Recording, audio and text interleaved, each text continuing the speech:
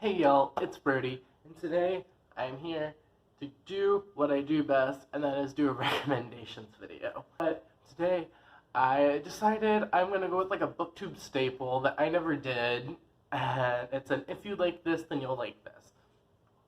So essentially, I'm going to show you a book, and if you liked the tropes and themes and shit in this book, then you should enjoy the tropes and themes and shit in this book. So if you liked Ready Player One by Ernest Cline, then I think you're going to like Slay by Brittany Morris. These are both like virtual reality type scenarios, video games.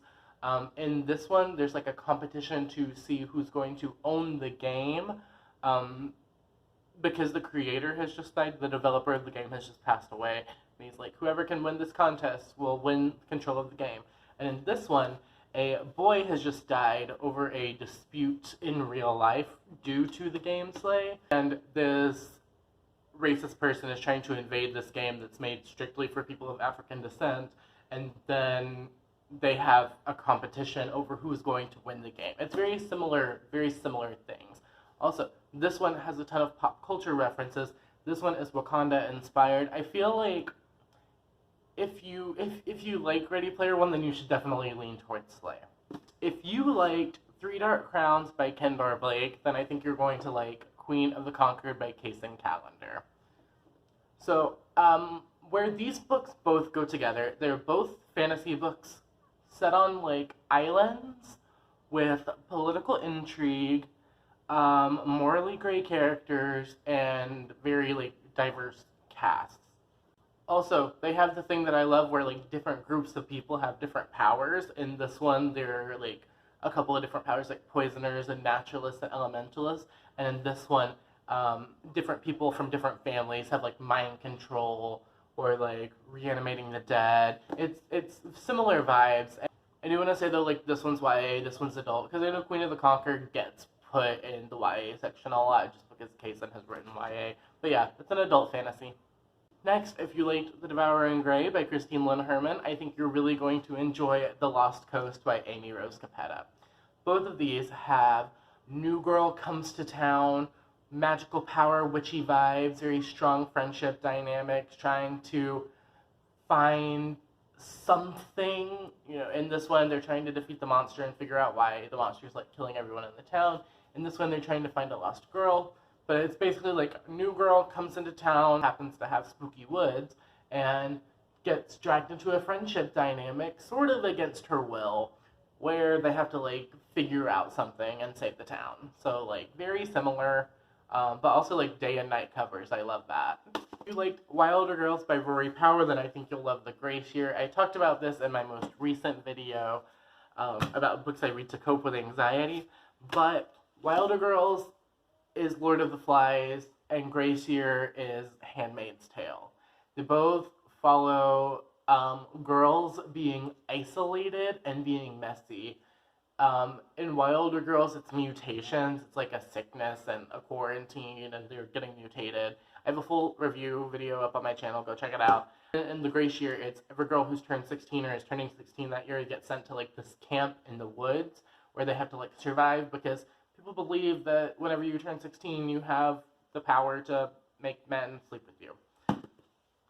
So yeah, I loved both of these, would highly recommend. Both of these were 5 stars for me, and I could not stop comparing The Glacier to Wilder Girls when I was reading it. I was like, oh my god, everyone needs to know about this.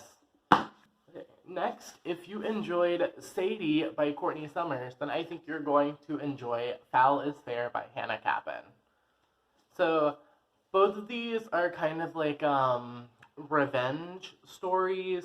There's trigger warnings for sexual abuse and rape in both of these, so just be aware of that. But Sadie is going to find the man who killed her younger sister.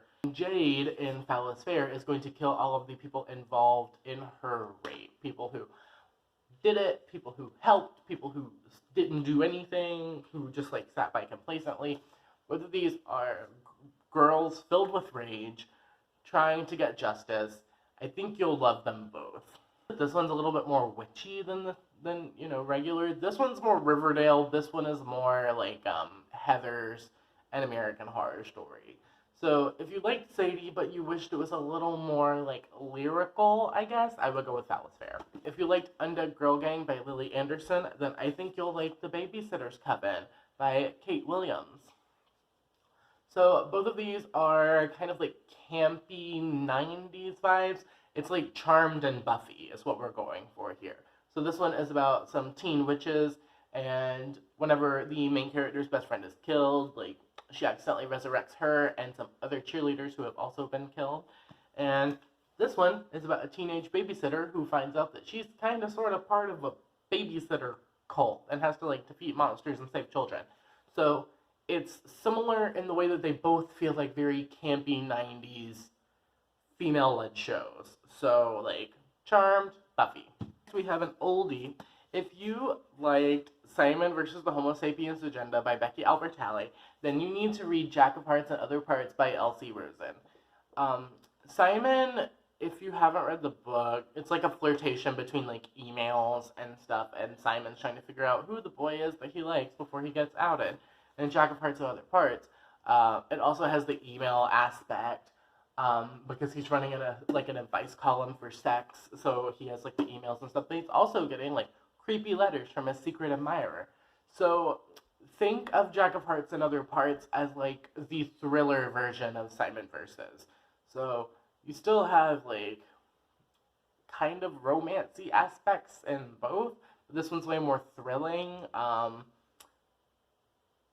Yeah, this one's darker. This one is a lot darker. This one's a coming out story. This one is not. They're very different, but they have gay teens at the center of a book and, like, a mystery person writing to them. So they tie together in my head. I don't know if it makes sense, but they make sense in my head.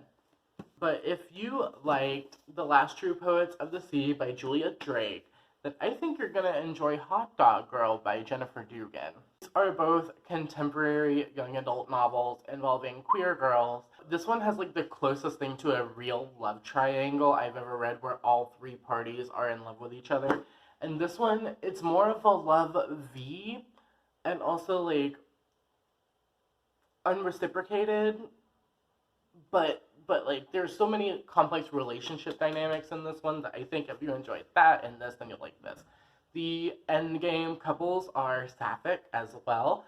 This one is a little bit darker and deals with anxiety attacks. This one's a little more fluffy, but it does have, like, loss of a parent and anxiety attacks and, you know, some mental health subject matter. This one is also fake dating. They're also very, like, it's not like Save the Town, but it's like Save the Festival type thing. In this one, they are trying to keep an aquarium running, and in this one, they're trying to keep an amusement park running. So, it makes sense in my brain. If you enjoyed Trail of Lightning by Rebecca Roanhorse, I'm going to recommend to you The Alchemist, The Secrets of the Immortal Nicholas Flamel, that's a mouthful, by Michael Scott. With Trail of Lightning by Rebecca Roanhorse, it is Navajo lore and, you know, the gods and different people from lore coming into the real world because they exist in this world. And in this one, it's people from history and people from all different lores across the world who are alive in history. In this one, the apocalypse has already happened. This is, like, leading up to an apocalypse. So I think you'll enjoy both of them. This one is YA, this one is adult, this one's a little more dark. This one has a lot more lore, though. So, like, in this one, you get all of the Navajo deities. In this one, you get, like, Nicholas Flamel, and throughout the series, there's, like, Joan of Arc and Billy the Kid, but also gods and goddesses like the Morrigan and Hecate. Basically, they're, like, urban fantasy surrounding the apocalypse with characters from lore that you may be already aware of. Alright, and the last one we have. If you enjoyed 5 Midnights by Andavia Cardinal, then I think you're going to like The Sacrifice Box by Martin Stewart. So I picked these two. Both of these are really underrated, but I feel like this one's a little bit more frequently read on BookTube. So this one follows a girl who is going to Puerto Rico for the summer, and there's a boy and people are dying because of a monster named El Cuco. And in this one, it's a group of friends who are living on an island where their childhood pact has basically come back to haunt them. They made an agreement that they would be friends forever, sacrifice some things into the sacrifice box. Now they're not friends, and the things are coming back. And in this one, it's a childhood story, you know, like El Cuco. It's the story to like scare the children into staying home. So this one also has childhood friends who are dying. I don't know, in my head they work. It's like the scary monster that your mom tells you about to get you to come home and go to bed. It's coming back to haunt you as a teenager. There's like a little bit of flirtation-y, romancy stuff. Definitely more romance in here than in this one. But I think you'll enjoy them. Equally dark and equally gritty. It's just this one is more of like a real world dark and gritty, and this one is more of like a fantasy dark and gritty. Alright, I hope you enjoyed this video. I just wanted to make something quick and easy. And also, like, I've been really feeling the urge to pump out recommendation videos lately. So I hope y'all like recommendation videos, because that's the kick my brain is on. As always, if you've read any of these books, let me know what you thought about them down in the comments, but be sure to tag your spoilers so I don't get yelled at. Question of the day. I want you to play this game with me. I want you to take a book from this list and say, Brody, since you liked this book, I think you would enjoy this book. I think that would be fun. It would give me some recommendations, and also we can gush about shit we love and tropes and shit down in the comments. As always, if you don't have the spoons to leave me a comment, or you just don't want to answer the comment question, leave me an emoji. Today we're going to do a book emoji, so just any book emoji that you have, leave that down for me so I know you visited and stayed until the end. Alright, I hope you have a wonderful, whatever it is, wherever you are. I will see you next time with another video. Okay, cool, bye.